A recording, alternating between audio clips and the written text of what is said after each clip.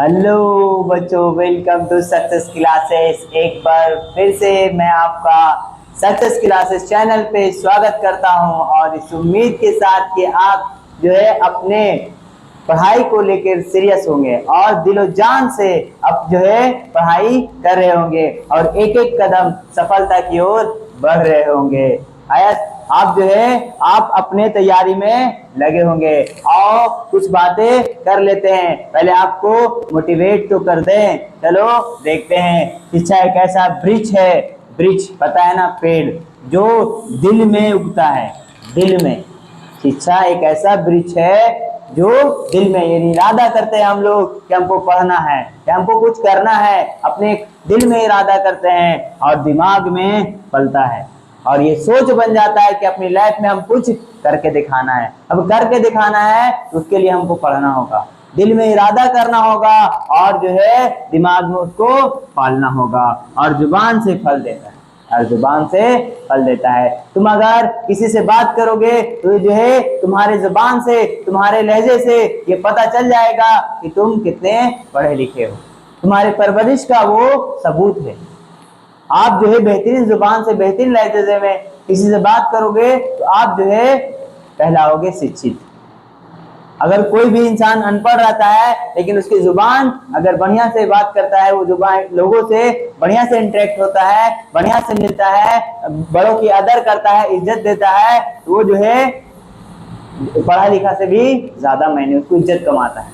आपको ये फल देता है जुबान। जुबान क्या देगा? फल देगा। तो आप जो है लोगों के साथ अच्छा व्यवहार करें और जो है अपने पढ़ाई शिक्षित होने का यह सबूत दें कि हम जो है अच्छा शिक्षा प्राप्त किए हैं, एक अच्छे माँ बाप का संतान है।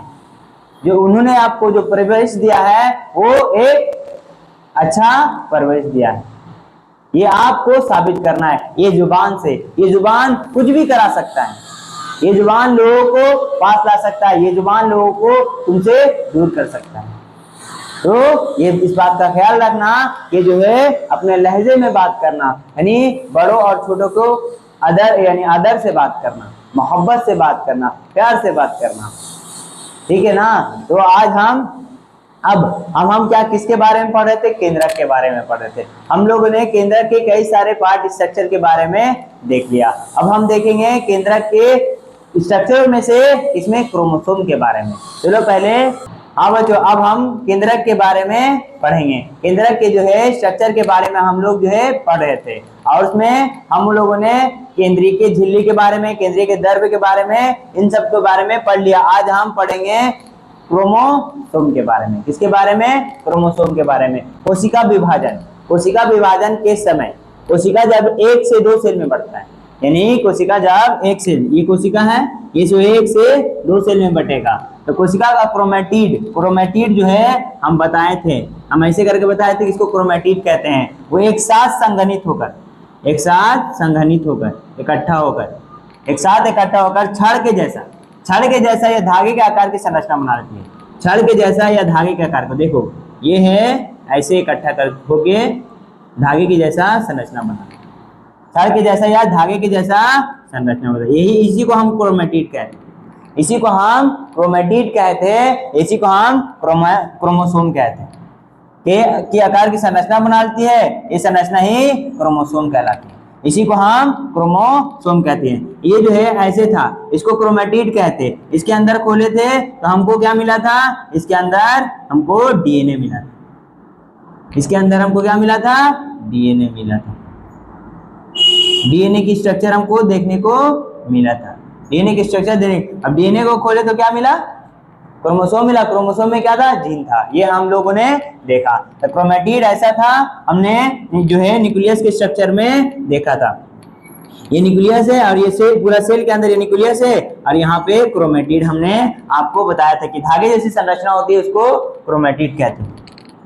ठीक है, हाँ तो ये जो है उसके बाद देखते हैं प्रत्येक क्रोमेटिड ये 2 लंबवत यानी धागे के अर्ध दशों का बना होता है। देखो प्रत्येक क्रोमेटिड अर्ध, यहाँ देखो अर्ध माने आधा दशों का बना होता है। देखो ये आधा दोनों मिला के बना हुआ है ना। हाँ, ये जो है ऐसे इसका स्ट्रक्चर रहता है, किसका? क्रोमोसोम का। प्रत्येक क्रोमोसोम 2 लंबवत, देखो ये जो है ऐसे एक, ये एक ऐसे। अब इसको हम बना देंगे ये ऐसे और ये ऐसे, ये ऐसे, आई जो है ऐसे, देखो इसी को क्रोमोसोम कहते हैं। और जो है बना होता है जिसको हम क्या बोलते हैं? डाइक्रोमेटिड कहते हैं। ये दोनों बना हुआ है ना स्ट्रक्चर, दोनों दो क्रोमोसोम से मिलकर बना हुआ है, क्रोमेटिड से मिलकर क्रोमोसोम बना हुआ है। इसको काची बोलते हैं? डेक्रोमेटिड कहते हैं, डेक्रोमेटिड कहते हैं, डेक्रोमेटिड कहते हैं। क्या कहते हैं? डेक्रोमेटिड कहते हैं। दोनों क्रोमोसोम एक बिंदु से आपस में जुड़ा होता है, दोनों क्रोमोसोम एक बिंदु से आपस में जुड़ा होता है। आप देखिएगा, हम दिखा रहे हैं, दोनों क्रोमोसोम एक बिंदु से आपस में जुड़े रहते हैं। देखो ये क्रोमोसोम हुआ, ये देखो दूसरा क्रोमोसोम, ये दूसरा क्रोमोसोम। अब देखो दोनों क्रोमोसोम एक बिंदु से जुड़ा हुआ है, इसी को काची बोलते हैं? सेंट्रोमियर। इसको क्या बोलते हैं? सेंट्रोमियर बोलते हैं। याद रखना, देखो दोनों क्रोमेटिड एक बिंदु सेंट्रोमियर पर आपस में जुड़े रहते हैं। एक बिंदु है, इसी पे जुड़े रहते हैं, इसको क्या बोलते हैं? सेंट्रोमियर कहते हैं। अब एक सवाल जो सबसे ज्यादा इंपॉर्टेंट है, पूछेगा क्रोमोसोम किस चीज का बना होता है? तुमसे एग्जामिनर सवाल ऑब्जेक्टिव में पूछेगा कि क्रोमोसोम किस चीज का बना होता है, तो तुम जवाब देना कि क्रोमोसोम डीएनए का बना होता है, डीएनए और हिस्टोन प्रोटीन का बना होता है। याद रखना ये बात, डीएनए और हिस्टोन प्रोटीन का। क्रोमोसोम किसका बना होता है? डीएनए और हिस्टोन प्रोटीन का, हिस्टोन प्रोटीन का, प्रोटीन्स का, हिस्टोन प्रोटीन का। लेकिन अगर ज्यादा कोई हिस्टोन प्रोटीन ऑप्शन दिया हो रहेगा, डीएनए दिया रहेगा, तो डीएनए मार के आना। ये बात दिलो जान में संभालो। पूछेगा डीएनए, ये क्रोमोसोम किस चीज का बना होता है? तो डीएनए का बना होता है। देखो साफ सीधा लिखा हुआ है, क्रोमोसोम किसका बना होता है? डीएनए और हिस्टोन प्रोटीन का, डीएनए और हिस्टोन प्रोटीन। और कुछ अन्य प्रोटीन भी होता है इसमें, और कुछ अन्य प्रोटीन का भी बना होता है। आप हायर लेवल में जाओगे, यानी 11-12 में जाओगे, तो वहां हम आपको पढ़ाएंगे कि अदर प्रोटीन क्या है। ठीक है ना? इतना उम्मीद है कि आपको समझ में आ गया होगा। उतारो। हाँ बच्चों, अब हम आगे बढ़ते हैं क्रोमोसोम के बारे में और देखते हैं कि इसकी खोज किसने की। इसकी खोज किसने की? क्रोमोसोम शब्द का प्रयोग सबसे पहले किसने किया?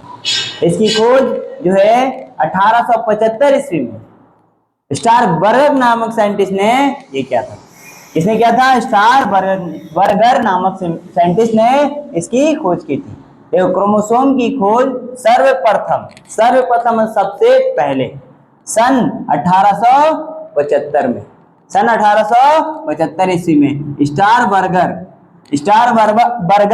ने किया था। स्टारबर्गर नामक साइंटिस्ट ने किया था। ऐसे समझ में, यह क्रोमोसोम की खोज सबसे पहले स्टारबर्गर नामक वैज्ञानिक ने, साइंटिस्ट ने किया था। क्रोमोसोम शब्द जो है, क्रोमोसोम शब्द का प्रयोग बेल्डियर नामक वैज्ञानिक ने 1888 ईस्वी में किया। क्रोमोसोम शब्द का प्रयोग सबसे पहले किसने किया? बेल्डियर नामक वैज्ञानिक ने 1888 में किया था। आए समझ में? हाँ, मतलब समझ लो, जिस दिन हमारा जन्म हुआ तो हमारा नाम तो हमारे माँ बाप ने रखा होगा।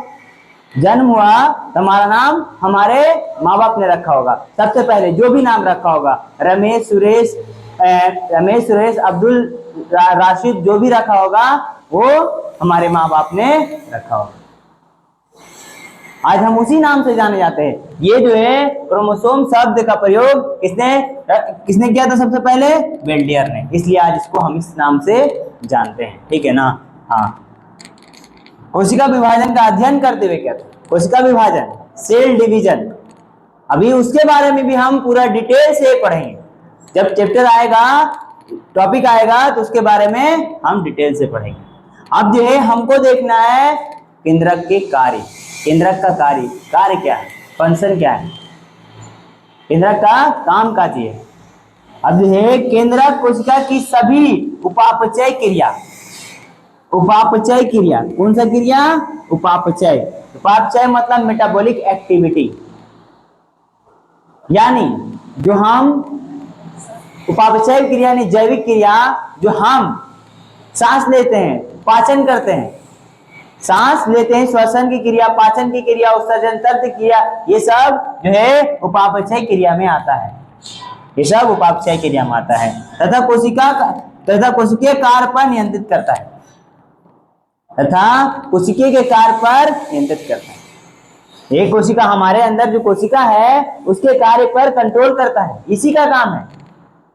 जो हमारे अंदर जैसे हम भोजन कर रहे हैं उसमें कोशिका ये काम कर रहा है, भोजन कर रहा है और कोशिका इसको पचाने का, डाइजेस्ट करने का काम कर रहा है, तो इसका कंट्रोल किसके हाथ में है, कोशिका के हाथ में। हम जो भी काम कर रहे हैं हमारा कंट्रोल किनके हाथ में है, हमारे माँ बाप के हाथ में।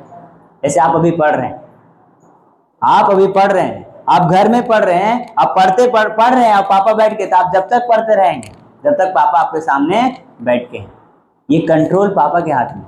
पापा गए उठ के आप भी मोबाइल लेके बैठ जाइए और बाबू सोना करते रहिए, अभी मत कीजिए ये सब। कोशिकीय कार्य पर नियंत्रित रखता है। नंबर 2, ये कोशिकीय वृद्धि, प्रजनन, विकास, विभेदन का नियंत्रण करता है। क्या क्या, कोशिका वृद्धि, हम लोग जो ग्रोथ करते हैं इस पर कंट्रोल कौन करता है, विकास, प्रजनन और विभेदन का नियंत्रण कौन करता है, सब केंद्रक करता है। सेल के अंदर जो ये देखो, ये सेल है, मान लो इसकी केंद्रक है, ये केंद्रक है, तो सेल जो भी एक्टिविटी करेगा, जो भी काम करेगा उसका नियंत्रण कौन करेगा, केंद्रक करेगा। आ रहा समझ में, इसका नियंत्रण जो भी सेल काम करेगा, यानी पाचन की काम कर रहा है, पाचन की क्रिया कर रहा है, या श्वसन की क्रिया कर रहा है, या फिर उत्सर्जन की क्रिया कर रहा है, वो काम कर रहा है, इसको जो है कंट्रोल, ये हमारे शरीर में वृद्धि, विकास, प्रजनन की क्रिया और विभेदन की क्रिया, ये सब कंट्रोल कौन कर रहा है, केंद्रक कर रहा है। ये नंबर 3 में, ये जीन के रूप में जीव के सभी अनुवांशिक सूचनाओं को ग्रहण करता है। जीन के रूप में जीवों की, सभी जीवों के अनुवांशिक को जो माँ बाप से आता है, जो माँ बाप से लक्षण संतानों में आता है, उसको इकट्ठा करता है, संग्रहित करता है, ऐसे करता है, सूचनाओं को संग्रहित करता है, माँ बाप के गुण के सूचनाओं को इकट्ठा करता है। ये सभी रूप में जीवों की अनुवांशिक सूचनाओं का संग्रहित करता है। कौन करता है संग्रहित, न्यूक्लियस करता है। कौन करता है, न्यूक्लियस करता है। जीव के अनुवांशिक गुणों के पीढ़ी दर पीढ़ी संरचना का नियंत्रण करता है। अब जो है पीढ़ी दर पीढ़ी, आप आज ठीक है, आप देखे होंगे अपने दादा को देखे होंगे तो वो कम इंटेलिजेंट होंगे, और अपने पापा में देखे होंगे वो थोड़ा ज्यादा इंटेलिजेंट है, और आप अपने आप को देखिए आप ज्यादा इंटेलिजेंट है। पीढ़ी दर पीढ़ी जो है ये गुण आता चला जा रहा है।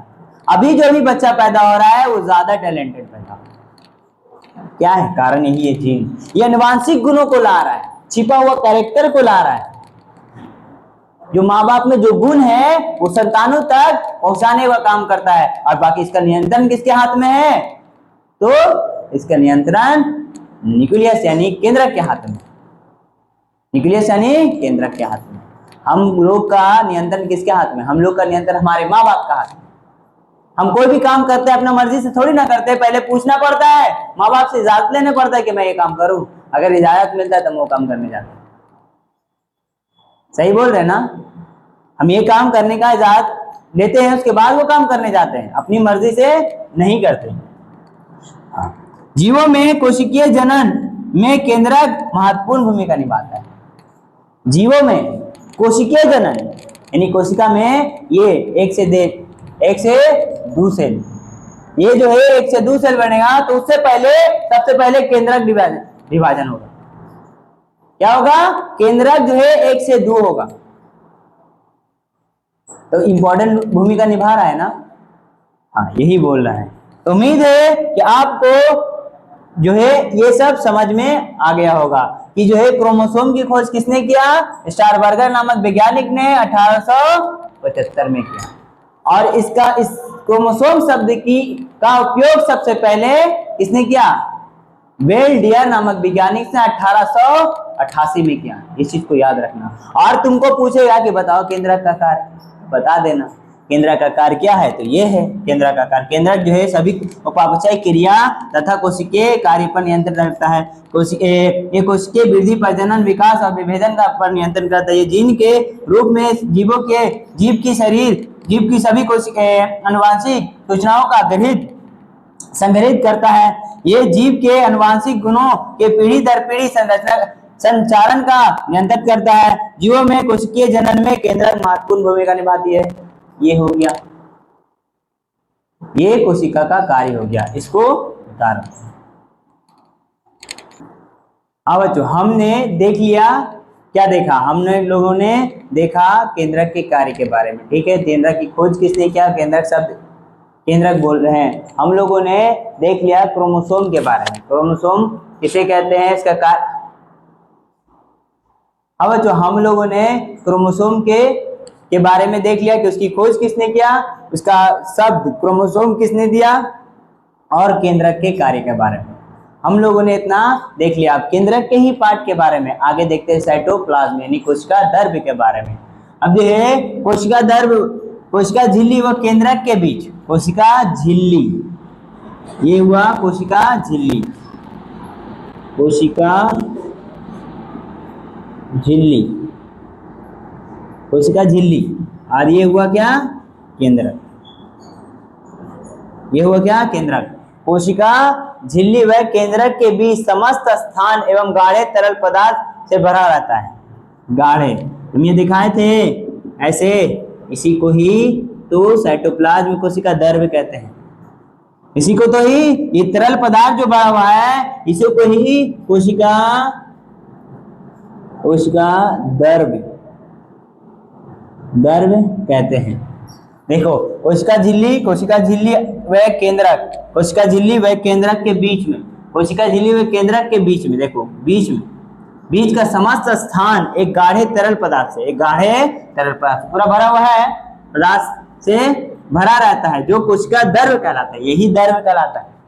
केंद्रक पहले कोशिका लिए, कोशिका से उसके अंदर क्या हुआ, उसके अंदर केंद्रक के स्ट्रक्चर है, और जो है उसके अंदर जो है लिक्विड भरा हुआ तरल पदार्थ है, उसी को क्या बोलते हैं, कोशिका द्रव्य यानी साइटोप्लाज्म इंग्लिश में। कोशिका द्रव्य की उपापचय क्रिया का स्थल है, कोशिका द्रव्य उपापचय क्रिया की स्थल है, जगह है, उपापचय क्रिया समझ में आ रहा ना, मेटाबॉलिक एक्टिविटी जो हम अभी बताए थे, श्वसन क्रिया, रिस्पायरेशन क्रिया और उत्सर्जन क्रिया का स्थल।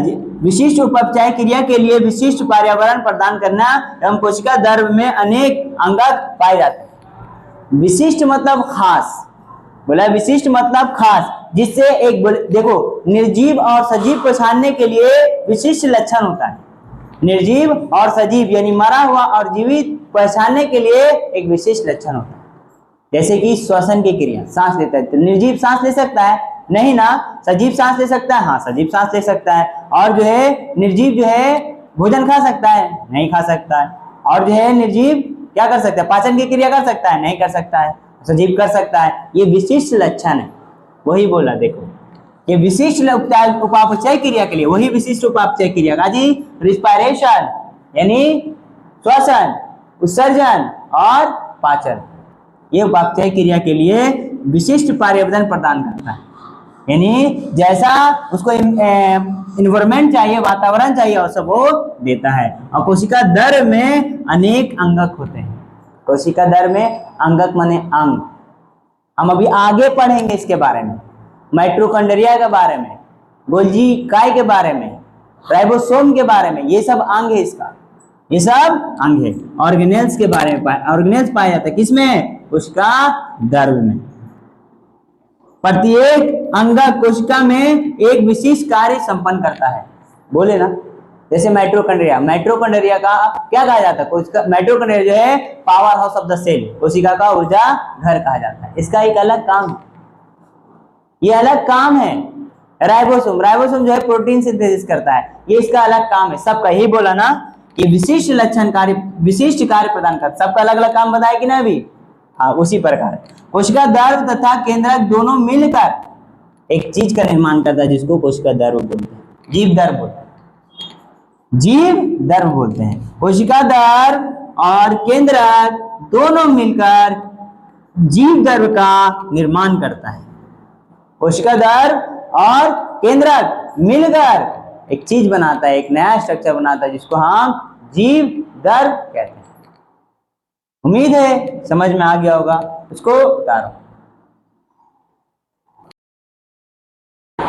हाँ बच्चों, अब हम देखेंगे यूकैरियोटिक और प्रोकैरियोटिक में अंतर, डिफरेंस, कि यूकैरियोटिक किसको कहेंगे और प्रोकैरियोटिक किसको कहेंगे, यूकैरियोटिक में क्या क्या पाया जाएगा, प्रोकैरियोटिक में क्या क्या पाया जाएगा, इसके बारे में हम देखते हैं। हम पहले ये बात आपको बता चुके हैं कि यूकैरियोटिक किसको बोलेंगे और प्रोकैरियोटिक किसको बोलेंगे। वैसा सेल जिसके अंदर केंद्रक मौजूद नहीं होता है, केंद्रक उपस्थित नहीं होता है, इसको क्या बोलते हैं, इसको प्रोकैरियोटिक बोलते हैं। और ऐसा सेल जिसके अंदर केंद्रक मौजूद हो, उपस्थित हो, उसको यूकैरियोटिक बोलते हैं। ये बात हम आपको पहले ही बता चुके हैं। प्रोकैरियोटिक और यूकैरियोटिक में अंतर देखेंगे, ठीक है ना, या फिर इसे बोलो कि इनका कार्य देखो। प्रोकैरियोटिक आकार का छोटा होता है, आकार का छोटा होता है, 1 से 10 माइक्रोमीटर या फिर 1 माइक्रोमीटर। 1 माइक्रोमीटर जो है 10⁻⁻10 मीटर के बराबर, 10⁻⁻10 मीटर के बराबर होता है, याद रखना। ये बोल रहा है आकार प्रायः छोटा होता है, किसका, प्रोकैरियोटिक का। 1 से 10 माइक्रोमीटर यानी 1 माइक्रोमीटर 10⁻6 मीटर के बराबर होता है। अब देखेंगे यूकैरियोटिक, यूकैरियोटिक कितना बड़ा होता है, आकार बड़ा यानी 10 से 100 माइक्रोमीटर का होता है। कितना होता है, 10 से 100 माइक्रो। हम लोग भी तो यूकैरियोटिक के अंदर आते हैं ना, यूकैरियोटिक जो है बहुत कोशिकीय सेल के अंदर आता है। आकार प्रायः बड़ा 5 से 100 माइक्रोमीटर का होता है। और जो है प्रोकैरियोटिक में आवेंगे नंबर 2 में, केंद्रीय क्षेत्र स्पष्ट जिसमें केंद्रीय झिल्ली अनुपस्थित होती है। केंद्रीय क्षेत्र जो है स्पष्ट होता है, यानी हम जो है केंद्रीय जो ये देखो ये क्या है, केंद्र का सेल है, तो जो है इसका केंद्रीय झिल्ली जो है स्पष्ट रूप से दिखाई नहीं देता। कहने का मतलब यही है, साची लिखा हुआ है अस्पष्ट, यानी सही से ये केंद्रक झिल्ली जो है, केंद्रक जो है ये दोहरी झिल्ली से घिरा हुआ था, हम देखे थे ये केंद्रक दोहरी झिल्ली से घिरा हुआ था। लेकिन प्रोकैरियोटिक में केंद्रीय क्षेत्र में स्पष्ट रूप से माने अस्पष्ट, इसमें केंद्रीय झिल्ली अनुपस्थित रहता है, दिखाई नहीं देता है, केंद्रक झिल्ली जो है दिखाई नहीं देता है। किसमें, प्रोकैरियोटिक में। इस क्षेत्र को केंद्रीय काव्य यानी न्यूक्लियोटाइड कहते हैं, केंद्रीय काव्य यानी न्यूक्लियोटाइड कहते हैं। ताकि बोलते हैं ये जो है झिल्ली से जो घिरा रहता है वो स्पष्ट रूप से दिखाई नहीं देता है। जैसे कि केंद्रक जो है झिल्ली, दोहरी झिल्ली से दिखाई देता है ना, लेकिन यूकैरियोटिक का केंद्रक तो मौजूद रहबे नहीं करता है, और रहता भी तो वो केंद्रक जो है स्पष्ट रूप से नहीं दिखाई देता, इसी कारण तो बोल रहे हैं। इसको क्या बोलते हैं, न्यूक्लियाइड यानी केंद्रक काव्य कहते हैं। ये अर्ध प्रकार के केंद्रक का प्रतिनिधित्व करता है, मैंने सही से नहीं दिखने वाला, अनरियल केंद्रक का प्रतिनिधित्व करता है। अब इसमें देखेंगे केंद्रीय क्षेत्र सुस्पष्ट चारों ओर से केंद्रीय झिल्ली से घिरा रहता है। अब जो है इसमें देखेंगे कि चारों ओर जो है केंद्रक झिल्ली से घिरा रहता है। यूकैरियोटिक में ये केंद्रक हुआ, ये इसका चारों ओर से डबल लेयर से घिरा हुआ है। ये हम आपको बता चुके हैं कि केंद्रीय क्षेत्र में सुस्पष्ट जो चारों रूप से केंद्रीय झिल्ली से घिरा रहता है, ये सत्य या वास्तविक केंद्रक का प्रतिनिधित्व करता है। ये रियल केंद्रक का प्रतिनिधित्व करता, दर्शाता है। कहने का मतलब ये है, ये रियल कैमरा को यानी रियल केंद्रक को क्या करता है, दर्शाता है। अब इसमें क्रोमोसोम केवल एक पाया जाता है, क्रोमोसोम, ये क्रोमोसोम जो है केवल एक पाया जाता है। किसमें, इसमें हम जो है तुमको ये बताए थे, इसके अंदर क्रोमेटिड है, क्रोमेटिड के अंदर डीएनए, डीएनए के अंदर क्रोमोसोम है। इसमें जो है केवल एक क्रोमोसोम पाया जाता है और इसमें एक से अधिक क्रोमोसोम है। इसमें एक से अधिक, यूकैरियोटिक में एक से अधिक क्रोमोसोम पाया जाता है। अब प्रोकैरियोटिक में एक क्रोमोसोम पाया जाता है।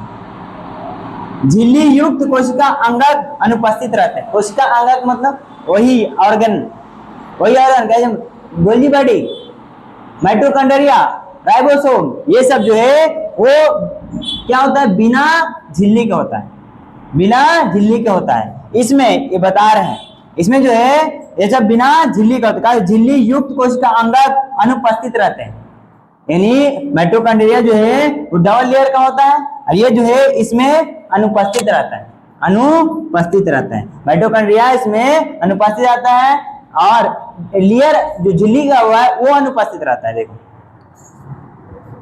और इसमें देखेंगे झिल्ली युक्त कोशिका अंग पाए जाते हैं, जैसे झिल्ली, जैसे कि झिल्ली हुआ, केंद्रक हुआ, तो इसमें झिल्ली पाया जा रहा है ना, केंद्रक। केंद्रक के चारों ओर डबल लेयर स्ट्रक्चर दोहरी झिल्ली हम बताए थे, इसमें पाया जाएगा। और जो माइटोकॉन्ड्रिया बताए हैं और राइबोसोम बताए हैं, गोल्गी बॉडी बताए हैं, सब में झिल्ली युक्त रहेगा और जो है ये इसमें पाए जाएंगे।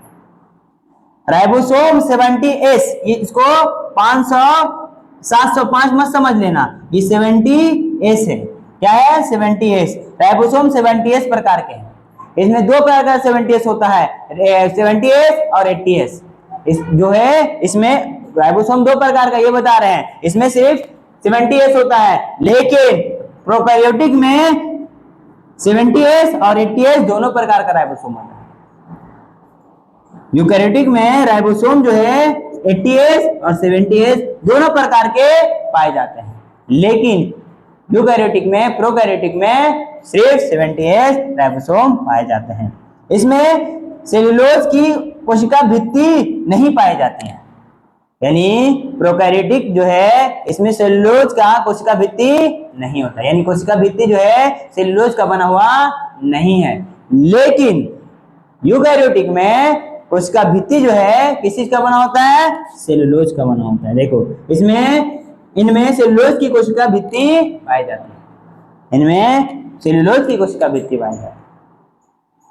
जैसे कि हमारा लेयर जो है चमड़ा से पूरा शरीर ढका हुआ है ना, किस चीज का बना है? सेल का बना हुआ है। इसी प्रकार जो है इसकी कोशिका भित्ति किस चीज की बनी होती है? पाई जाती है सेलुलोज। इनमें सेलुलोज की कोशिका भित्ति पाई जाती है।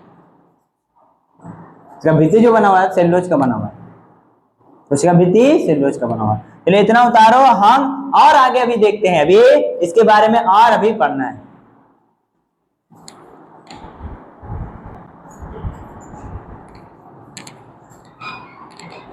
हाँ, अब हम आगे देखेंगे कि और क्या है प्रोकैरियोटिक और यूकैरियोटिक का। यूकैरियोटिक में अंतर और क्या क्या अंतर है ये हम देखेंगे। इनमें लैंगिक जनन अनुपस्थित होता है। किसमें? प्रोकैरियोटिक में लैंगिक जनन क्या होता है? अनुपस्थित होता है, याद रखना। इसमें कौन सा जनन होगा? अलैंगिक जनन होगा। लेकिन इसमें लैंगिक जनन उपस्थित होता है, इसमें यूकैरियोटिक में लैंगिक जनन उपस्थित होता है। अब प्रोकैरियोटिक में लैंगिक जनन अनुपस्थित होता है।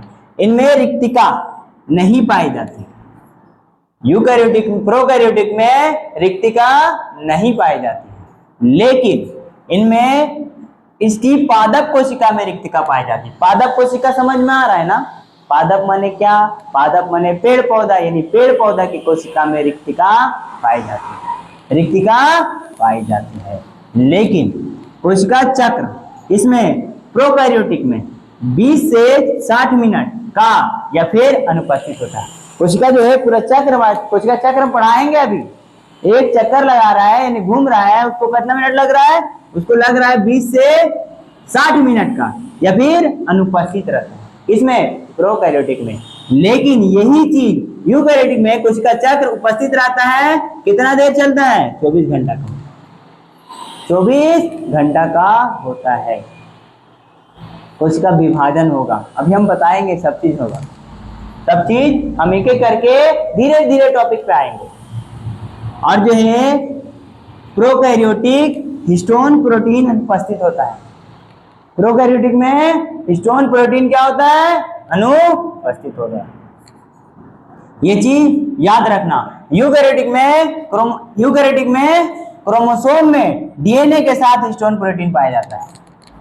यूकैरियोटिक में हम बताए थे ना कि क्रोमोसोम में जो है किसका बना होता है, डीएनए का बना होता है, और डीएनए और हिस्टोन प्रोटीन का बना होता है। ये हम अभी तुमको पढ़ाए क्रोमोसोम में। तो क्रोमोसोम में डीएनए के साथ हिस्टोन प्रोटीन पाई जाती है, हिस्टोन प्रोटीन पाई जाती है। अब जो है प्रोकैरियोटिक किन कोशिका में पाई जाती है, उदाहरण जीवाणु यानी बैक्टीरिया, हाँ, नील हरित शैवाल, तीनों एक ही चीज है।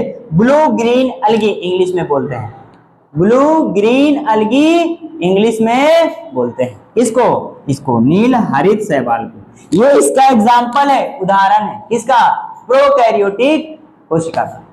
अब यूकैरियोटिक कोशिका का एग्जाम्पल है पादप, पेड़ पौधा, जंतु, जीव जंतु, कवक, ये सब जो है यूकैरियोटिक का एग्जाम्पल।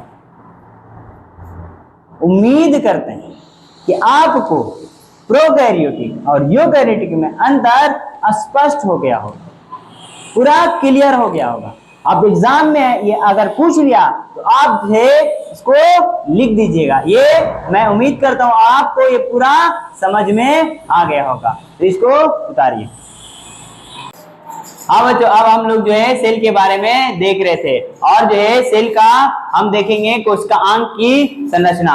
अभी संरचना बोले कोशिकांग के बारे में, क्या किसके बारे में, कोशिकांग के बारे में। कोशिकांग मतलब होता है कोशिका का अंग, कोशिकांग मतलब कोशिका का अंग, यानी कोशिका के अंदर क्या क्या पाया जाता है, उसका क्या क्या अंग है। जैसे हमारा हाथ ये मेरा अंग है, ये मेरा कान ये मेरा शरीर का अंग है, पैर मेरा शरीर का अंग है। उसी तरह कोशिका के अंदर जो है छोटे छोटे संरचना पाया जाता है, झिल्ली युक्त छोटी छोटी संरचना पाई जाती है, इसी को कोशिकांग बोलते हैं। सर संरचना क्या होता है, संरचना होता है उसके अंदर होता है अंतःपर्दर्वी जालिका। अंतःपर्दर्वी जालिका दो प्रकार के होता है, एक खुदरी अंतःपर्दर्वी जालिका, एक चिकनी अंतःपर्दर्वी जालिका। और उसके अंदर फिर जो है माइटोकॉन्ड्रिया के बारे में पढ़ेंगे, गोल्जी बॉडी के बारे में पढ़ेंगे, गोल्जी काइल जिसको हिंदी में बोलते हैं, और राजधानी के बारे में पढ़ेंगे, राइबोसोम के बारे में पढ़ेंगे, लाइसोसोम के बारे में पढ़ेंगे। ये सब कोशिका के अंदर रहता है, कोशिका के अंदर संरचना रहता है जो कोशिका को सहारा प्रदान करता है। किसके लिए सहारा, काम करने के लिए।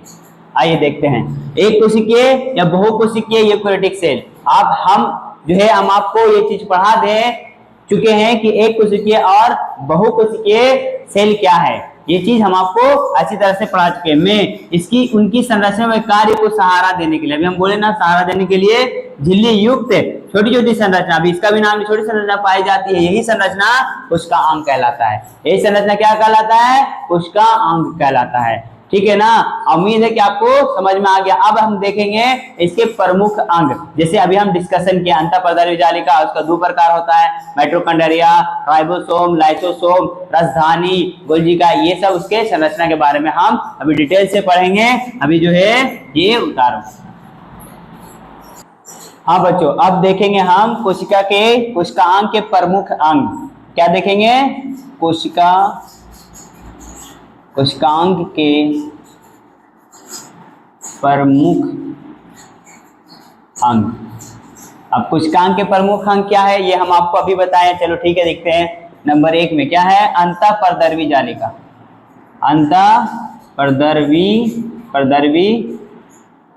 जालिका। अब अंतःपर्दर्वी जालिका कितने प्रकार के, 2 प्रकार। कितने प्रकार के, 2 प्रकार के। खुरदरी अंतःपर्दर्वी जालिका, खुरदरी अंतःपर्दर्वी जालिका। और जो है दूसरा क्या है, चिकनी अंतःपर्दर्वी जालिका। अंतःपर्दर्वी जालिका 2 प्रकार के, खुदरी अंतःपर्दर्वी जालिका और चिकनी अंतःपर्दर्वी जालिका। और नंबर 2 में हम किसके बारे में पढ़ेंगे, गोल्जी काय के बारे में पढ़ेंगे। गोल्जी उपकरण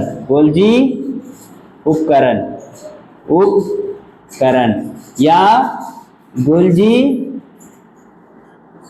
गोल्जी काय, इसके बारे में पढ़ेंगे। गोल्जी काय या तीसरा पढ़ेंगे लाइसोसोम के बारे में, लाइसोसोम के बारे में। चौथा पढ़ेंगे किसके बारे में, राइबोसोम के बारे में, राइबोसोम के बारे में, राइबोसोम के बारे में। पांचवा पढ़ेंगे किसके बारे में, बोलो, रसधानी के बारे में, रसधानी के बारे में। किसके पढ़ेंगे, रसधानी में। छठा क्या पढ़ेंगे, माइटोकॉन्ड्रिया के बारे में,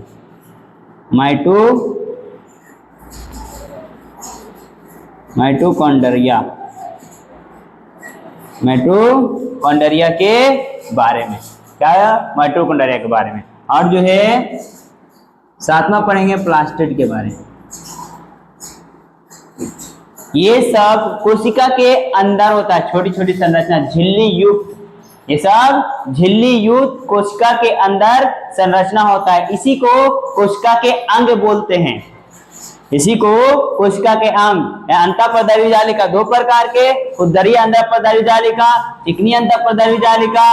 अब उसके बाद इसका दूसरा अंग होगा गोल्जी का, या गोल्जी उपकरण बोलते हैं, दूसरे दो नाम है।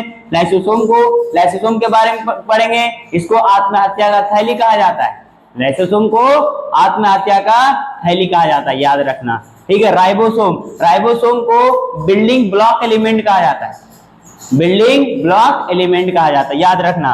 राजधानी माइटोकॉन्ड्रिया, माइटोकॉन्ड्रिया जो है कोशिका का पावर हाउस कहा जाता है, माइटोकॉन्ड्रिया को कोशिका का पावर हाउस कहा जाता है। और ये प्लास्टिड, और ये प्लास्टिड, इतना सारा संरचना के बारे में हम पढ़ेंगे, इतना सारा कोशिका के इतने सारे अंग के बारे में पढ़ेंगे। ये कोशिका क्या है, अंग, ठीक है। उम्मीद करता हूं कि आपको लेक्चर जो है पसंद आया होगा, और जो है वीडियो को लाइक, सब्सक्राइब और फॉलो करना ना भूलें, ठीक है। मिलते हैं नेक्स्ट पार्ट में।